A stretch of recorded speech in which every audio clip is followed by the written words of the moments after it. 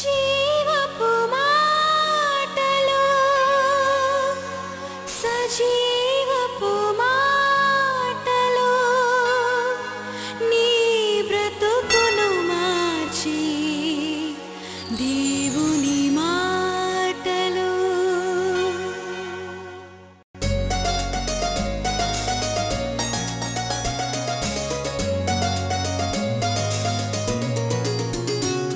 నిరాశలను తొలగించి జీవపు మాటలు. ఈరోజు మనము ధ్యానించబోయే కార్యము ఏంటంటే, తప్పకుండా దేవుడు చేసిన కార్యాలన్నీ కూడా నువ్వు జ్ఞాపకం చేసుకోవాలి.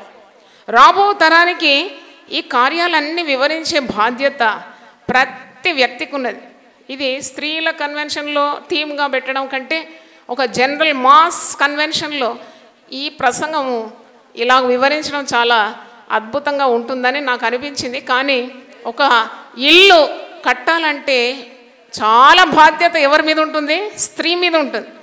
ఆ యొక్క ఇంటిని, భర్తను, పిల్లలను మరి భక్తి తాటి మీద నడిపించాలంటే కూడా స్త్రీకు అతీతమైన బలము దేవుడు ఇచ్చినాడు. అందుకే జ్ఞాని అయిన సొలొమోను ఏమంటున్నాడంటే, జ్ఞానవంతురాలు తన ఇల్లు కట్టుకుంటుంది. హల్లెలూయా!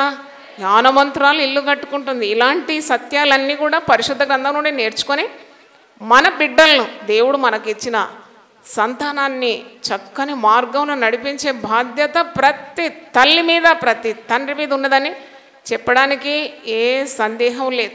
ఇక్కడ ఈ 72 వచనాల్లో మీరు ఏమి చూడగలుగుతారు? 78వ కీర్తన, ఈ 72 వచనాలు కూడా చదివి ధ్యానించాలి. ఇక్కడ చూసినప్పుడు ఈ ప్రజలు దేవుడు చేసిన మేళ్ళన్నింటినీ పొందుకుంటున్నారు, కానీ దేవునికి దగ్గరగా రావడానికి పైగా వారు దేవునికి దూరం అయిపోతున్నారు. వారు చేయరాని కార్యాలు చేస్తున్నారు, అసహ్యమైన కార్యాలు చేస్తున్నారు.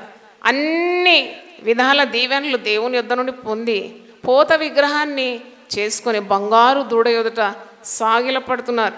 ఎర్ర సముద్రము పాయలు చేసి అంత మహాపరాక్రమ కార్యాలు దేవుడు తన ప్రజల కొరకు చేసినాడు. అయినా వెంటనే దేవుడు చేసిన కార్యాలు మర్చిపోతున్నారన్నమాట. పగలు మరి మేఘస్తంభము, రాత్రి అగ్నిస్తంభంగా దేవుడు వారిని భద్రంగా కాపాడి వారిని నడిపిస్తున్నాడు. మోషేను నాయకునిగా ఇచ్చినాడు. అహరోను మరి మోషేకు సహాయకుడిగా ఉన్నాడు. మిరియం మరి లక్షలాది జనాన్ని పాటలతో, కీర్తనతో నడిపిస్తుంది. ఇంత మంచి నాయకత్వాన్ని కూడా వారు తృణీకరిస్తూ ఉన్నారు. వారు దేవుడు చేసే కార్యాలు అప్పటికప్పుడే వారు దాన్ని నమ్ముతున్నారు, వెంటనే దాన్ని మర్చిపోతున్నారు. మన జీవితంలో దేవుడు చేసిన ఏ కార్యం కూడా ఎప్పుడూ మర్చిపోకూడదు. హల్లెలూయా! మర్చిపోకూడదు. ఎందుకంటే మర్చిపోతే మనము భ్రష్టులం అయిపోతాం. మన జీవితంలో చూసినప్పుడు ఎన్నెన్ని కార్యాలు మనము అనుభవిస్తాం. దేవుని బిడ్డలుగా ఉండి ఎన్నెన్ని వాగ్దానాలు మన జీవితంలో నెరవేరడం చూస్తాం. దేవుడు ఎప్పుడు కూడా సత్యవంతుడు. ఆయన మాట ఇస్తే ఆ మాటని ఏం చేస్తాడు? నెరవేరుస్తాడు. అందుకే దేవుని మాట మీద ఆశ పెట్టుకుంటున్నాం. ఆయన మాటలు మన జీవితంలో నెరవేరుతుంది, మనం దీవింపబడుతున్నాం. కానీ దేవుణ్ణి ఎప్పుడు కూడా మర్చిపోకూడదు. ఇశ్రాయేల్ ప్రజలు చేసిన మొట్టమొదటి పాపం ఏంటంటే, వారు దేవుణ్ణే మర్చిపోయినారు. దేవుడు చేసిన కార్యాలన్నీ మర్చిపోయినారు. వారు వెంటనే దైవ కార్యాలు మర్చిపోయినారని 78వ కీర్తన 17వ వచనం చూడండి. ఆయనను వారు ఆయనకు విరోధముగా ఇంకను పాపము చేయుచునే వచ్చిరి. 11వ వచనం చూడండి. ఆయన క్రియలను, ఆయన వారికి చూపిన తన ఆశ్చర్య క్రియలను వారు మర్చిపోతున్నారు. ఈరోజు దేవుడు మీతో మాట్లాడుతున్నాడు, మనందరితో మాట్లాడుతున్నాడు, నాతో కూడా మాట్లాడుతున్నాడు. 2011లో దేవుడు ఎంత అద్భుతంగా నడిపించినాడు. ఈ క్రొత్త సంవత్సరం మనం అడుగుపెట్టినాం. క్రొత్త సంవత్సరంలో అడుగుపెట్టినప్పుడు క్రొత్త కార్యాలు, క్రొత్త సవాళ్ళు ఎదుర్కొంటున్నాం. కానీ 2011లో దేవుడు నేను నడిపించిన విధానాన్ని నువ్వు ఎప్పుడు కూడా మర్చిపోకూడదు. నువ్వు ప్రార్థన చేసినప్పుడు దేవుడు నీకు జవాబు ఇచ్చినాడు, నీ కుటుంబాన్ని ఆశీర్వదించినాడు. కొన్నిసార్లు నువ్వు అనుకుంటావు ఇవన్నీ నీ వల్లనే కలిగిందని, నా సామర్థ్యం వల్లనే మరి నా ఇల్లు ఇంత పైకి వచ్చిందని కొందరు అనడం మనం వింటూ ఉంటాం. కానీ కాదు, ఆ సామర్థ్యం కూడా అనుగ్రహించింది ఎవరు? దేవుడే అనుగ్రహించినాడు. కానీ దేవుడు ఇచ్చిన ఆశీర్వాదాలు మనం లెక్క పెట్టాలి. దావీదు మహారాజు 103వ కీర్తనలు అంటున్నాడు కదా, నా ప్రాణమా యెహోవాను సన్నతించు, నా అంతరంగమునున్న సమస్తమా ఆయన పరిశుద్ధ నామమును సన్నతించుము. నా ప్రాణమా యెహోవాను సన్నతించుము, ఆయన చేసిన ఉపకారంలో దేనిని మరవకు. ఇప్పుడు చూస్తే మనం భయంకరమైన దినాల్లో ఉన్నాం. సాతానుడు తాండవం ఆడుతున్నాడు. ఎందుకంటే ప్రతి కుటుంబాన్ని చెదరగొట్టడానికి కుటుంబాల మీదనే గొడ్డలి నూరుతున్నట్టు మనకు అనిపిస్తుంది. ఎందుకంటే భార్య భర్తల మధ్యలో ఆ చీకాకు తెచ్చిపెడుతున్నాడు. పిల్లలు తల్లిదండ్రుల మీద తిరగబడుతున్నారు. తల్లిదండ్రులు కూడా పిల్లల మీద ప్రేమ లేకుండా ప్రవర్తిస్తున్నారు. పిల్లలను భక్తి మార్గంలో నడిపించే దానికంటే లోకాశల తట్టు తల్లిదండ్రులే నెట్టివేస్తున్నారు. మీరు ఎక్కడైనా అడగండి, మీ పిల్లలు ఏం చేస్తున్నారంటే, పిల్లలు విదేశాల్లో ఉన్నారు, ఆ పని చేస్తున్నారు, ఈ పని చేస్తున్నారు, ఇంతింత చదివినారు అంటున్నారు. కానీ మా పిల్లలు దేవుని సేవలో ఉన్నారని ఆ మాట వినడం చాలా అరుదైపోయింది. It became so short. అంటే అది మనకు వినబడ్డం లేదు. ఎందుకంటే అందరికి కూడా లోకాశ, నేత్రాశ, జీవపు డంభము, పాపము ఇవన్నీ కూడా నిండిపోయిందన్నమాట. చూడుము, లోకమును చీకటి కమ్ముకుంటుంది. యవన బిడ్డలు పాడైపోతున్నారు. తల్లులుగా మనం ఏం చేస్తున్నాం? నాకు అనిపిస్తుంది 4 రోజుల్లో గొప్ప ఉజ్జీవం రావాలని ప్రార్థన అయితే చేస్తున్నాను. దేవునికి స్తోత్రం. ప్రతి తల్లి హృదయంలో మరి గొప్ప భారం, ఆత్మభారం రావాలి. పిల్లలకు మటన్, చికెన్, బిర్యానీ ఇవన్నీ ఇచ్చి పెంచి కండలు పెంచుతున్నాం. కానీ వారి ఆత్మకు పోషణ ఎక్కడున్నది? అది ఎప్పుడైనా మీరు ఆలోచించినారా? అంటే వారిని మనము మరి దేవుని మార్గంలో నడిపించడానికి ఓడిపోతున్నట్టే అనిపిస్తుంది. సరిగ్గా ప్రార్థన చేయడం లేదా? మరి యేసు ప్రభు సిలువను మోస్తూ ఒక మాట అంటాడు కదా, యెరూషలేము కుమార్తెలారా, మీరు నా నిమిత్తము ఏడవకుడి, మీ నిమిత్తము, మీ బిడ్డల నిమిత్తము ఏడవండి. అంటే రానున్న తరం కొరకు నువ్వు ఏడవాలి. వారికి దైవ కార్యాలు వినబడడం లేదు, నువ్వు వారికి చెప్పడం లేదు. మరి దేవుని భయము బొత్తిగా లేకుండా తయారవుతున్నారు. చూడండి, ఇప్పుడు యవన బిడ్డలు చదువుకున్నారు, చాలా మట్టుకు డ్యూటీస్ అన్నీ రాత్రి వేళ ఉన్నాయి. నాకు ఎప్పుడు ఇదొక పెద్ద ప్రార్థన చేయడానికి ఒక పెద్ద పాయింట్ అనమాట. ఎందుకంటే యవన బిడ్డలు చేతి నిండా డబ్బు, ఏమనంటే అంటారు మేము సంపాదిస్తున్నాం అంటారు, చేతుల నిండా సంపాదిస్తున్నారు, రాత్రంతా బయట ఉంటున్నారు. ఎందుకంటే డ్యూటీ అని చెప్పి బయట ఉన్నారు. వాళ్ళు ఏం చేస్తున్నారో, వాళ్ళు ఎలా వారి జీవితాన్ని నాశనం చేసుకుంటున్నారో ఎవరికీ తెలియదు. మరి అట్టి బిడ్డలు మరి దేవుని మార్గంలో ఉండాలనే ఆశ, తపన తల్లిదండ్రులకు తప్పకుండా ఉండాలి. భయంకరమైన చివరి రోజుల్లో మనం ఉన్నాం. పిల్లలు మాట వినడం లేదు, తిరుగుబాటుతనం.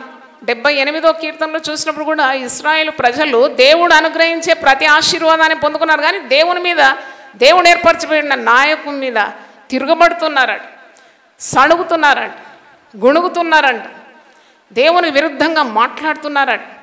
అలాగే ఈరోజు కుటుంబాల్లో చూసినప్పుడు పిల్లలకు బొత్తిగా దేవుని భయము లేకుండా అయిపోయింది. దేవుడే లేడని అంటున్నారు చాలామంది. వాక్యంలో 14వ కీర్తనలో ఒక మాట ఉంది, దేవుడు లేడని బుద్ధిహీనుడు తన హృదయంలో అనుకుంటున్నాడు. అంటే బుద్ధిహీనులుగా మారిపోతున్నారా? లోకరీతిగా ఇంత జ్ఞానం సంపాదించుకున్న వారే, కానీ దేవుని విషయంలో సున్నా జ్ఞానం, దేవుని గురించిన తెలివి వారికి లేకుండా పతనమైపోతున్నారు. అందుకే మన గుండెలన్నీ కూడా బరువెక్కాలి, మనం ప్రార్థన బాగా చేయాలి. ఇర్మియా ప్రవక్త అంటాడు, అంగలార్చే స్త్రీలను మీరు పిలవండి, రోధించే స్త్రీలను మీరు పిలవనంపుడి, తెలివిగల స్త్రీలను మీరు పిలవనంపుడి, వారు త్వరపడి రోదన ధ్వని చేయాలి. అంటే కన్నీళ్లతో నీవు ప్రార్థించాలి. మరి 78వ కీర్తనలో చూసినప్పుడు ఇవన్నీ మనకు చాలా స్పష్టంగా అనిపిస్తుంది. వీళ్ళు దేవుని కార్యాలు చూస్తున్నారు కానీ అంతంత మట్టుకే నమ్ముతూ ఉన్నారు. దేవుని యందు పూర్ణ విశ్వాసం వారికి లేదు. దేవుని కార్యాలు అనుభవిస్తున్నారు, వెంటనే వారు దాన్ని మర్చిపోతున్నారు. దేవుడు వాగ్దానం చేసిన కార్యాల కొరకు నిరీక్షణ అనేది వారి హృదయంలో లేనట్టు మనం చూస్తున్నాం. పైగా అవిధేయత, అపనమ్మకము, విగ్రహారాధన, కృతజ్ఞత లేనితనము, మరి ఇవన్నీ దేవుని శిక్షకు మరి వారు శిక్ష పొందుకోవడానికి కారణమైనట్టు మనం చూస్తున్నాం. దేవుని శిక్ష, అవిధేయుల మీదకి దేవుని ఉగ్రత తప్పకుండా వస్తుంది. దేవుని వాక్యం వింటున్న దేవుని బిడ్డలారా, మనం పాపం చేయడానికి భయపడాలి, దేవుని మీద తిరగబడడానికి భయపడాలి. మరి ఎందుకు భయపడాలంటే అట్టి వారికి దేవుని ఉగ్రత తప్పకుండా వస్తుంది. ఇశ్రాయేల్ ప్రజలు మనకు దృష్టాంతంగా ఉన్నారు. ఎందుకంటే వారు శిక్ష పొందినారు. అరణ్యంలోనే వారు కుప్పలు కుప్పలుగా ఏమైనారు? కూలిపోయినారు. వారు మాంసం కావాలని ఏడ్చినారని వాక్యంలో ఉంది. దేవుడిచ్చే మన్నా కంటే గొప్పది కాదు మాంసం. పరలోకం నుండి దిగి వచ్చిన ఆహారం కంటే గొప్పది కాదు పిట్ట మాంసం. కానీ మాకు పూరేళ్ళు కావాలి, పూరేళ్ల మాంసం కావాలి. దేవుడు విస్తారంగా కురిపించినాడు, ఆకాశంలో పూరేళ్లను కురిపించినాడు. వారు వారి మాంసాపేక్ష గలవారై ఏడ్చినారట. వారి పళ్ళ సందుల్లోనే మాంసం ఉందంట. అంతకుముందే సంహారకుడు వచ్చి వారిని ఏం చేసినాడట? నశింపజేసినాడట. కొన్నిసార్లు నువ్వేవేవో అడుగుతావు, కానీ అది అనుభవించడానికి దేవుడు నీకు అనుమతి ఇవ్వడు. నేనేం చెప్పాలనుకుంటున్నానంటే, నీవు దేవుని వెతకాలి, అంతే. దేవుని వెతకాలి, దేవుని బలాన్ని వెతకాలి, దేవుని సన్నిధిని వెతకాలి. ఎక్కడ వెతుకుతున్నాం? చాలామంది చాలా మరి ఏమంటారు, బిజీ అయిపోయినారు. ఏ కుటుంబంలో కూడా ప్రార్థనకు సమయం లేదట. అన్ని పనులకు సమయం ఉంది, కానీ ప్రార్థనకు సమయము లేదు. ఎక్కడ తల్లిదండ్రులు పిల్లలు కూర్చొని చక్కగా మరి మన పితరుల దినాల్లో అవి చేసినారు.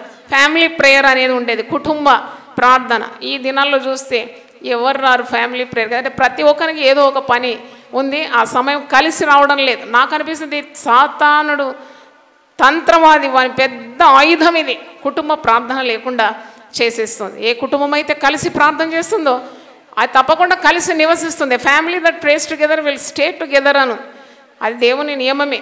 కానీ అన్ని నియమాలు ఉల్లంఘించే రీతిగా సాతానుడు పని చేస్తున్నట్టు మనకు అర్థమవుతుంది. దేవుని వెతకడానికి ఉన్న సమయమే లేదు.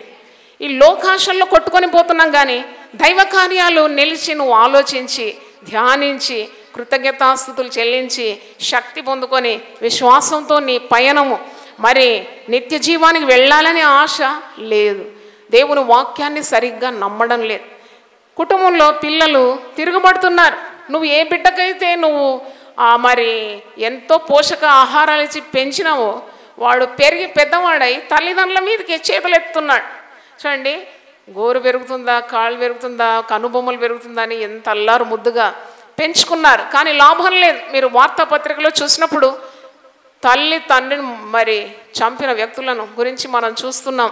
అంటే ఆ లోకం అంతా తికమకైపోతుందన్నమాట. పట్టాలు తప్పింది.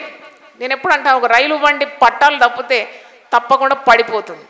దేవుని మార్గాల్లో లేవు కాబట్టి మరి ఇలాంటి వ్యసనాలకు గురవుతున్నారు. పిల్లలు మాట వినడం లేదు. తిరుగుబాటు ధోరణి ప్రతి బిడ్డలో మనం చూస్తున్నాం. ఈ అంత్య దినాలు మనము చాలా జాగ్రత్తగా ఉండాలి. 78వ కీర్తన మనకు ఒక కనువిప్పుగా ఉండాలి. దేవుని దీవెనలు అనుభవించిన వారు దేవుని మర్చిపోయినప్పుడు వచ్చిన దైవ శిక్ష ఇవన్నీ మనం ధ్యానించి దేవుని భయంతో ముందుకు సాగాలి. పిల్లలు చూసినప్పుడు వక్రనడి పిల్లల్ని ఎందుకంటామని తల్లిదండ్రులే దారి తప్పుతున్నారు. తండ్రుల దోషం అంట 4 తరాల వరకు వస్తుందట. తల్లి దోషం పిల్లల వడిలోకి వస్తుందని వాక్యంలో ఉంది. చూడండి, ఒకడు దేవుని ప్రేమించిన వాడైతే వానికి 1000 తరాల వరకు దేవుని కరుణ ఉంటుందని వాక్యంలో ఉంది. ఆయన తరతరములకు దేవుడు, యుగ యుగములకు దేవుడు. హల్లెలూయా. ఆయన ఈ తరానికి దేవుడు, ఆయన రాబో తరానికి దేవుడు, ఆయన యుగ యుగములకు దేవుడై ఉన్నాడు. నిర్గమకాండం 20వ అధ్యాయము 6వ వచనం చూసినప్పుడు, నన్ను ప్రేమించి నా ఆజ్ఞలు గైకొను వారిని 1000 తరముల వరకు కరుణించు వాడనై ఉన్నాను. అంటే దేవుని ప్రేమించే వారికి తరతరాల ఆశీర్వాదాలు ఉన్నవి. అందుకే మనం ఆ దేవుని వాక్యం అని అర్థం చూసుకోవాలి. దేవుని వాక్యాన్ని చూసుకోవాలి. నీ బిడ్డల పయనమేటు, నీ పయనమేటు, నీ కుటుంబ పయనమేటు, ఇవన్నీ నువ్వు చాలా జాగ్రత్తగా ఉండాలి. పరిశుద్ధ గ్రంథంలో ఉంది, ఆమె తన ఇంటి వారి నడతలను బాగుగా కనిపెడుతుందంట. బాగుగా కనిపెడుతుందంట. ఒక క్రైస్తవ స్త్రీ, ఆమె మొద్దుగుమ్మ కాదు, ఆమె దద్దమ్మ కాదు, ఆమెకు జ్ఞానం ఉన్నది. దేవుని వాక్యం అనే జ్ఞానం ఉన్నది కాబట్టి భర్త పిల్లలు ఎటు పయనిస్తున్నారు, ఆ కుటుంబం నాశనంలోకి వెళ్తుందా, దేవుని ఉగ్రత కుటుంబం మీదకి వస్తుందా, ఏదైనా మరి కీడు మా కొరకు పొంచి ఉందా అని ఆ శోధన రాకముందే శోధనలో పడకూడనట్లు వారు మెలకువగలిగి ఏం చేసుకుంటారు? ప్రార్థన చేసుకుంటారు. దేవుని స్తోత్రం. ప్రార్థనకు అసాధ్యం అంటూ ఏదీ లేదు. మరి దుష్ట సాంగత్యము చేస్తున్నారు పిల్లలు. దాని గురించి మరి మనం ఏమి చర్య తీసుకోవాలి? మరి చిన్నప్పటి నుండి వారిని సక్రమంగా పెంచడం, సండే స్కూల్ పంపడం, చక్కని సాంగత్యంలోకి పిల్లల్ని తీసుకొని వచ్చే బాధ్యత మరి తల్లిదండ్రులకు ఉంది. దుష్ట సాంగత్యము మంచి నడవడికను చెరిపివేస్తుందని కొరింథీ పౌలు భక్తుడు రాస్తున్నాడు. 1 కొరింథీ 15:33-34 చూడండి. దుష్ట సాంగత్యము మంచి నడవడిని చెరుపును. నీతి ప్రవర్తన గలవారై మేల్కొని పాపం చేయకుడి. దేవుని గూర్చిన జ్ఞానము కొందరికి లేదు. మీకు సిగ్గు కలుగుటకై ఇట్లు చెప్పుచున్నాను. మీకు సిగ్గు కలగాలని చెప్తున్నానని పౌలు భక్తులు అంటున్నాడు, నేను కాదు. ఇప్పుడు నేనంటే మీకు నా మీద కోపం రావచ్చు, కానీ భక్త కోటికి అపోస్తలుడు చెప్తున్నాడు ఈ మాట. దుష్ట సాంగత్యము మంచి నడవడికను కూడా చెరిపేస్తుంది. చిన్నపిల్లలని కాదు, మనం కూడా మన సాంగత్యం ఎలాగుంది? ఆదిమ అపోస్తలు వారు అనుదినము మరి వాక్యమందు, ప్రార్థనయందు, రొట్టె విరుచుటయందు, సహవాసమందు, వాక్యము ప్రార్థన, వాక్యం అంటే అపోస్తలుల బోధ, ప్రార్థనయందు, రొట్టె విరుచుటయందు, సహవాసమందు వారు ఎడతెగక ఉన్నారట. సహవాసం మహాబలం. దేవుని మందిరానికి వచ్చి దేవుని వాక్కులు విని నీ జీవితాన్ని చక్కగా కట్టుకోవడం ఎంతో మరి ఆవశ్యకమే. ఇక్కడ సిగ్గు కలగడానికి చెప్తున్నానంట.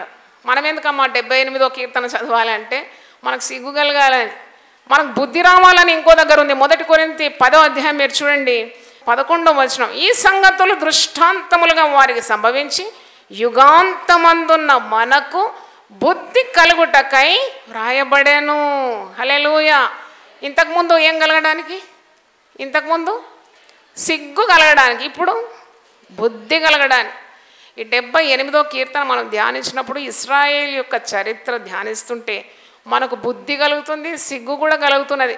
అయ్యో మన పరిస్థితి ఏంటి? మనము ఎంత దూరంగా దేవుని యొద్ద నుండి మరి దూరం అయిపోయినాం, ఎంత అస్థిరులుగా ఉన్నాము. ఇశ్రాయేలు ప్రజలకు స్థిరత్వము దేవునిలో లేకుండిందట, అస్థిరత. భక్తిహీనుడు తన సమస్త మార్గంలో అస్థిరుడుగా ఉంటాడని వాక్యము సెలవిస్తుంది. మరి ఈ రోజుల్లో చూడండి, చాలా క్రూరులు తీరుతున్నారండి. కుటుంబాల్లో చూస్తే క్రూరులు, దేవుని భయం లేకుండా వారు క్రూర మృగాల్లాగా ప్రవర్తిస్తున్నారు. ఎందుకు ఇలా సంభవిస్తుంది మీరు ఎప్పుడైనా ఆలోచించినారా? అంటే క్రీస్తు యేసున కలిగిన ఆ మనస్సు ఎందుకు రావడం లేదు అంటే ఎక్కడున్నది మరి తప్పిదమని మనం తప్పకుండా పరీక్షించుకోవాలి. ప్రేమ వ్యామోహం అంటున్నారు, మీరు వార్తల్లో చూస్తారు కదా. ప్రేమ అని ఎలాగంటాం? ప్రేమ ఉన్మాదులు ప్రేమించిన వ్యక్తిని చంపుతున్నారంటే లోకం ఎంత పతనానికి దిగజారిపోయిందో మీరు ఒక్కసారి ఆలోచించండి. దేవుని భయం లేకుంటే బొత్తిగా నాశనం అయిపోతాం కదా మనము, మన సంతానం అని మన జ్ఞానం ఉండాలి.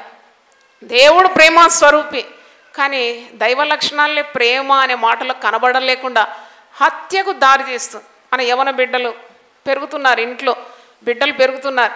హైట్, వెయిట్, రంగు, రూపం చూసి మురిసిపోతుంటారు తల్లులు. అయ్యో నా బంగారం అంటారు. నీ బంగారం కాదు, కన్నీళ్ళు గార్చి నువ్వు వారి కొరకు ఏం చేయాలి? నీవు ప్రార్థన చేయాలి. సాతానునికి ఎరగాకుండా నీ బిడ్డలు పట్టాలు తప్పకుండా, పతనం కాకుండా ఎల్లవేళలా వారి కొరకు ప్రార్థన నీ గుండెలో నుండి ధూపంగా దేవుని సన్నిధిలో వెళ్ళిపోవాలి. దేవునికి స్తోత్రం. మరి ప్రార్థన చేస్తే దేవుడు తప్పకుండా కనికరిస్తాడు. నీ కుటుంబం మీదకి పాపము, నాశనము, కీడు, మరి ద్రోహము, ఏ తెగులు, రోగాలు ఇవేవి కూడా సోకకుండా ప్రార్థన నీ కుటుంబాన్ని తప్పకుండా కాపాడుతుంది. యవన బిడ్డలు చూసినప్పుడు మరి దారి తప్పిపోతున్నారు. షికారులు, మరి సెల్ ఫోను దుర్వినియోగం, విరివిగా డబ్బు వృధా చేయడం, తల్లిదండ్రులు కష్టం చేసిన డబ్బంతా కూడా మరి వ్యసన పాలు చేయడం మనం చూస్తున్నాం. సినిమాలని, మాదక ద్రవ్యాలని, వీటికి బానిసలైపోతున్నారు. అంటే దేవునికి ఎంత దూరం పోతున్నారో చూడండి.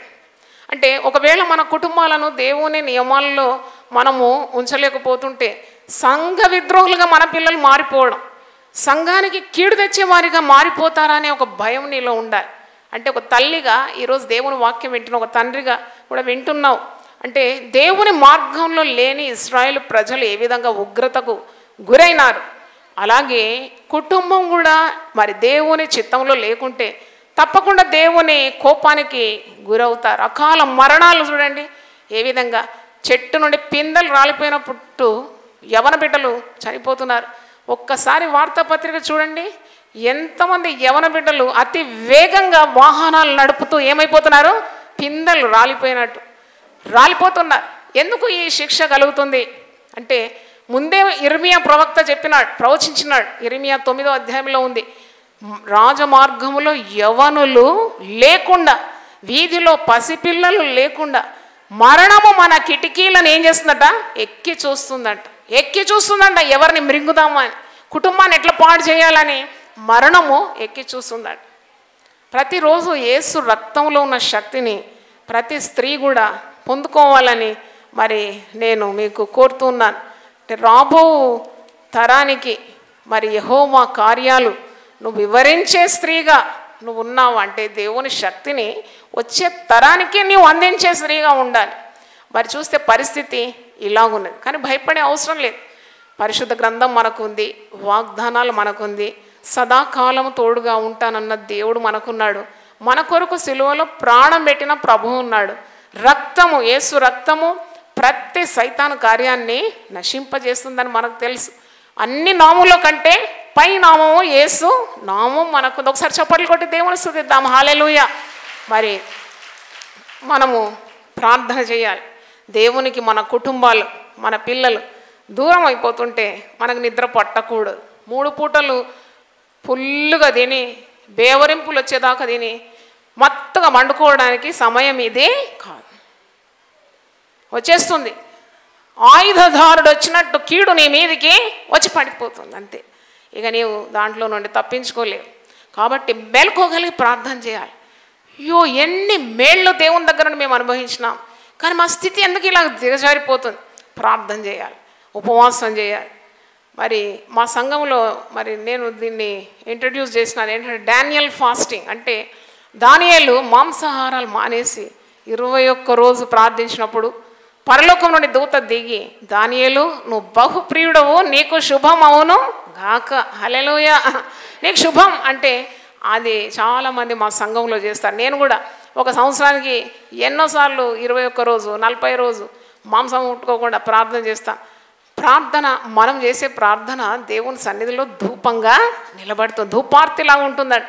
మనం మర్చిపోతాం, కానీ దేవుడు మన ప్రార్థన, విజ్ఞాపన, యాచనలు ఏనాడు కూడా మర్చిపోడు. కనుక మనం వీ షుడ్ గెట్ అలర్ట్.